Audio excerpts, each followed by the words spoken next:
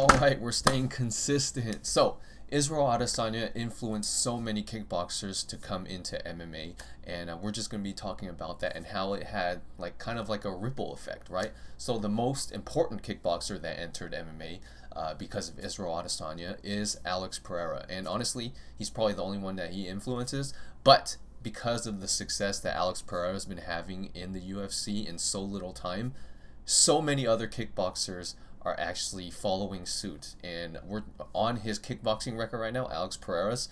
But let's just talk about how Israel Adesanya, made Alex Pereira want to get into MMA. Basically, he had that whole interview saying that Alex Pereira was probably in some bar somewhere, saying, "Oh, I beat that guy one time." It's funny how Israel Adesanya is kind of saying that now. He's the guy that beat him only once. Alex Pereira is still 3-1. It's three up. And that motivated Alex Pereira to get into MMA. I think he's had some fights prior and lost, I think, but after that, he's basically got a straight shot to the title after beating Sean Strickland. Other people would have to fight a bit more, right? But he had the history with Adesanya in kickboxing. But we got over that right now, right? So we are on Alex Pereira's kickboxing record and his latest fight in kickboxing, 2021, Artem Vekitov. If I'm not mistaken, he's actually about to fight or has just fought in the UFC Dana White Contender Series. See, right here, he is joining, and look at this. He actually started right here in June of 2023, which, if I'm not mistaken, Alex Pereira was already a champion. So he was like, yeah, if I can beat this guy, in kickboxing, I can definitely, get a title shot and beat him in MMA, because let's be real, if they were to fight in MMA, they're probably just going to kickbox still, right? So he thinks he has a chance, and that's interesting. You know what I mean? Very interesting. And then we're going to show Adesanya right there. So we show this guy. He just fought in the UFC, actually. Ulsrey, but he has a win over Alex Pereira.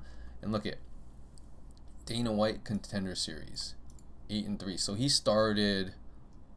So he been started. I would say is there a gap? Yeah, right here. So he probably was like, yeah, man. Oh wait, he actually started right here. So he's been motivated to get another fight with Alex Pereira, as since he is a champion, right? I think, if I'm not mistaken, they're in the light heavyweight division too. Is he? Middleweight. Wait, where is he? Oh yeah, he's in the middleweight. Never mind. But you know what I mean, he's still inspired by Alex Pereira. And then we got this guy. I checked. I don't think he. This guy right here also tried to do MMA. Look at right here, as you can see. Not so good for him. He was very successful against Alex Pereira, but sometimes it just doesn't translate well, for some fighters. Crow Cop was one of the first major examples of, kickboxers doing well in MMA. Him and Shemi Schilt, you know what I mean? Shemi Schilt. Because if you think about it, for a kickboxer, they already have good stand-up. All they need to do is stop the takedown. You know what I mean? If they do that, it's easy, So another person, Cesar Almeida. This guy is already in the UFC, if I'm not mistaken, and he lost. So, maybe he'll get some more wins, and maybe he'll get another fight against Alex Pereira, this time in MMA. But there's at least 3 or 4 fighters or kickboxers that have joined the UFC since Alex Pereira and Israel Adesanya have been, fighting in there.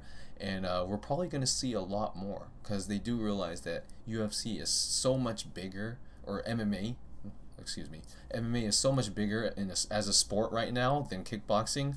And people are probably going to be, trying to get in on that, especially kickboxers. They just need to learn some ground game, and they should be good. But yeah, what do you guys think of